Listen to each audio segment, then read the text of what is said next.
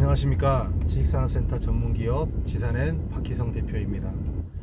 2019년 9월 5일 목요일 세 번째 영상입니다.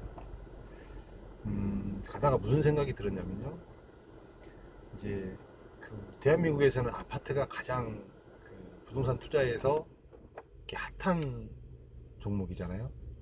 근데 이 아파트를 분양을 받으실 때 보면 이제 이거를 분양만 받고 청약만 당첨만 되면 프리미엄이 몇 억씩 붙고, 뭐 입주 때까지가 되면 프리미엄이 더 붙고, 요런 가장 결정적인 이유가 뭘까요? 그만큼의 상승폭이 있다는 거잖아요. 거기가 어떤 메리트가 있고 어떤 가치가 있고 올라갈 수 있는 얼마든지 이 원동력이 다른 거에 있다라는 얘기죠. 그래서 올라갈 수 있다라는 게 뻔히 보이기 때문에 많은 사람들이 몰려서 청약을 들어오고, 경쟁률이 심하고 어떻게든지 분양을 받으려고 하고, 그런 상황이 계속 반복되고 있습니다. 또 이제 분양을 받은 사람은 또 프리미엄을 붙여서 팔고, 이게 좋은 물건에 하나인 거죠. 좋은 물건에. 이런 현상이 지식산업센터에는 없을까요? 지식산업센터도 여러분들이 이제 일반적으로 봤을 때는 아파트는 워낙 분석하는 사람들도 많고, 워낙 이렇게 기존 사례들도 많고, 판례들도 많고, 어느 지역이 강세이다라는 것들도 많고, 이렇게 보면 확 좋아 보이는, 확 올라갈 수 있을 만한 이런 것들이 일반인의 시각으로 보기에도 이렇게 메리트 있는 물건들이 보입니다.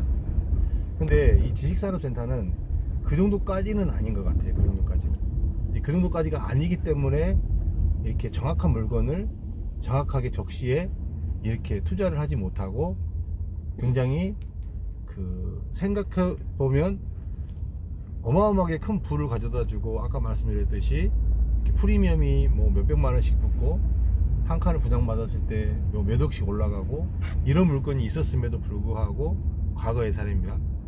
분양이 한 번에 되지 않았다는 거예요. 한 번에 되지 않았습니다. 그거를 쉽게 얘기하면 그만한 가치를 못 본 거죠. 그만한 가치를.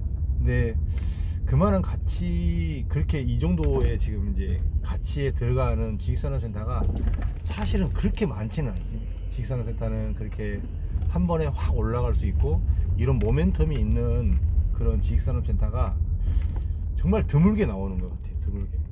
드물게 나오는 그 지식산업센터 중에 이제 손에 꼽히는 것으로 이야기를 하자면, 제가 지금까지 경험해 본 바로 가장 그게 저는 느끼고 있었는데 일반인들이 투자를 하지 못했고, 저는 굉장히 너무나 좋다라고 이야기를 했는데도 일반 이렇게 투자자분들과 기업체에서는 몰라서 이 부분을 컨택하지 못했던 그런 물건들이 있었습니다.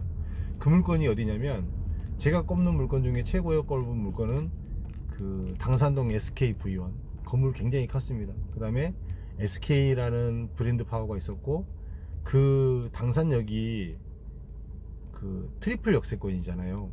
여기서 실질적으로 한 400m 정도밖에 되지 않습니다. 이런 역세권의 지식산업센터를 굉장히 분양할 때 한 번에 분양이 되지 않았고 쉽지 않았다라는 거, 그 다음에 누구든지 이렇게 투자를 할 수 있는 이런 상황이 있었다는 거, 요거가 굉장히 찬스였는데 제 개인적으로는 참 많이 아쉬웠어요. 이거를 참 많은 사람들에게 소개를 했고 하라 그랬는데 못했습니다. 근데 요런 부분들, 그 다음에 또 보였던 건 뭐냐면, 리먼 사태 이후에 굉장히 어려움을 겪고 있었고, 나머지 미분양 물량들이 이렇게 소진이 되어 갈 때 가산역에 있는 SKV1입니다. 거기도 한국음양 부지. 그 부지가 시작될 때 물론 오랜만에 공급이 되어서 뭐 더디 가지는 않았지만 투자하려고 그랬을 경우에는 얼마든지 투자할 수 있었습니다. 그때 좀 발빠르게 이런 시장을 봤던 사람들은 굉장히 득을 많이 봤죠. 프리미엄도 많이 받았고. 근데 사업을 시작하는 주체 입장에서는 그때 당시가 굉장히 어려운 시기였기 때문에 분양가를 높게 책정하지 못했어요. 만약에 그게 한 1년만 뒤에 만약에 스타트만 했다고 하더라도 그 중간에 올라갔던 프리미엄을 받았던 부분을 아마 사업 시행주가 먹었겠죠. 근데 그러지 못했습니다. 굉장히 많이 올라갔어요. 그 다음에 2015년도에 문정동을 분양할 때도 마찬가지였습니다. 문정동이 지금 지나고 보니까 뭐 송파구 끝자락이고, 그래서 굉장히 뭐 낙후되고, 그때 당시 느낌은 낙후되고 왜 끝터리까지 누가 가냐라고 이야기를 했지만, 그 문정지구가 새로 신규로 들어가면서 굉장히 어려웠습니다. 분양 정말 다 빨리 되지 않았습니다.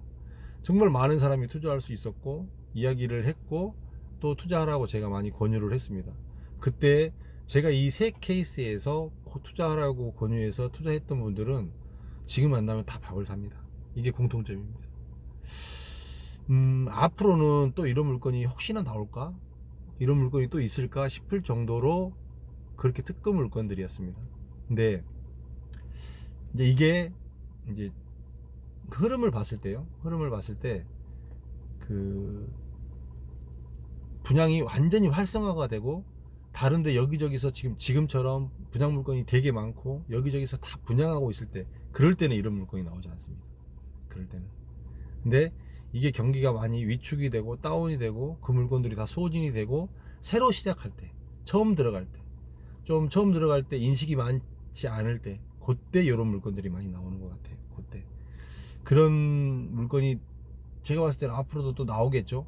나올 것이고 뭐 얼마든지 또 이런 물건들이 또 새로 생성되기는 할 거지만 과거처럼 그렇게 빈번하게 나오지는 않을 것 같긴 하고요. 그런데 이제 시장에서 봤을 때 이렇게 특급 물건이 보일 때가 가끔 있습니다. 이런 부분들에 대해서는 좀 일반적인 그 아파트의 시각, 아파트를 투자하는 이런 시각으로 조금 봐주셨으면 어떨까라는 생각이 좀 들어요.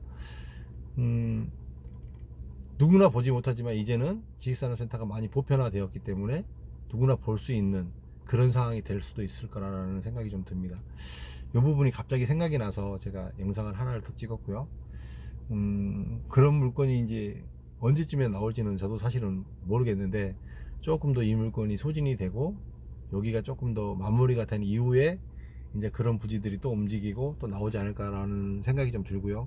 그 다음에 이렇게 물건이 많을 때는 또 이제 너무 많은 물건이고 경쟁이 심화되고 이러다 보니까 이제 또 조건이 좋게 나오는 물건들이 또 있으니까 요것도 한번 주목을 해 보시고요.